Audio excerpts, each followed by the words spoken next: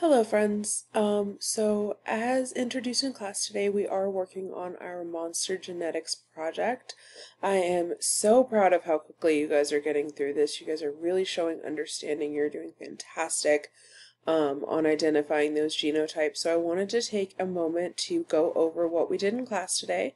Make sure we all have mom and dad filled out and that we are ready to either do the Punnett squares tomorrow or make our babies' phenotypes, or draw our babies. So we do have those 4 steps. So let's do step 1 that we did in class today. You were given the trait tracker and this picture over here of mom and dad. And we filled out mom and dad. So what I'm going to do is I'm going to go ahead and zoom in.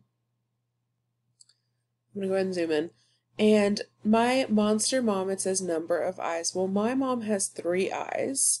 So on my trait tracker, 3 eyes is dominant. Well, I know, and I'm going to write this little note down here, is that dominant, we all know I can't spell, is either capital or capital lowercase. So I can either put big E right here, or I could put big E, little e. Now, to make things more exciting for my Punnett squares, I'm going to put big E, little e. Now, the position of the eyes. Well, again, if I look over here, these eyes are on that mother's head. So it says on face. Well, position of eyes on face is dominant. So again, I could do big P, or big P, little p. Again, I'm going to choose big P, little p, because I want to hope for some variation or some differences in my offspring. I want to make them look different. Fingers on the hands. Does that hand have fingers? Well, let's look at this picture real quick. Those are fingers. Those are not. Those are little mittens. So I'm going to say no on fingers on hands. So I look at no. Fingers on hands, no is recessive. It is in the recessive column. So my only option is lowercase. And that letter is F. So I have little f. Oops, excuse me, do not autocorrect me. I would like to keep that lowercase. All right, arm color. Now striped or yellow. We can see these are bright yellow, so those are striped. Yes, there's a yellow in the stripe, but they are striped. Now, if I look here, arm color striped is recessive. Now, I see it's a capital A, so that has to be a lowercase a. Even if I can't tell what that is, that has to be a lowercase a. So capital A, lowercase a. And again, recessive, so it can only be lowercase. All right, leg shape. These little feetsies right here, these little feet are called claws. So we have claws. Claws are, well, this is capital L, lowercase l. Recessive, so we have lowercase l. All right, leg color is green. Green is recessive, so again, little b. There are no antennas, and no antennas is dominant. So we have, let's do a homozygous dominant.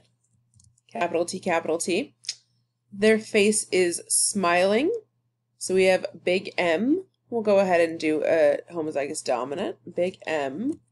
And a female, it tells me right here, females are X. So females are actually XX. All right, and you will do the exact same thing for the father. The exact same thing. So I will pause the video and allow you to complete that activity, and we'll check back in just a second. All right, so we have completed father. Now, without even looking at the trait tracker, I can figure out what the fathers are. So if I look at mom and she has 3 eyes, dad also has 3 eyes. Mom's genotype is dominant, so dad's genotype has to be dominant. All right? Look at the next example. On the face has a capital P, so it's dominant. That means above the head has to be recessive. No is recessive, meaning yes has to be dominant. Stripes are recessive, meaning yellow has to be dominant, so I included a capital letter. And you see the pattern, claws are recessive, stumps are dominant with a capital. And we went through that all the way. And again, I added some heterozygous just to add some more variation or differences in the outcomes of my child. So this is the step that we got to today. This is the step we got to today. Now, the hack to this, or the simplicity to this, is to take a picture of this chart on your phone. Take a picture of this chart on your phone. And then you're going to use that to complete slide 3. So you don't have to keep flipping back and forth between the slides. All right, so this was step 1. Great job, guys.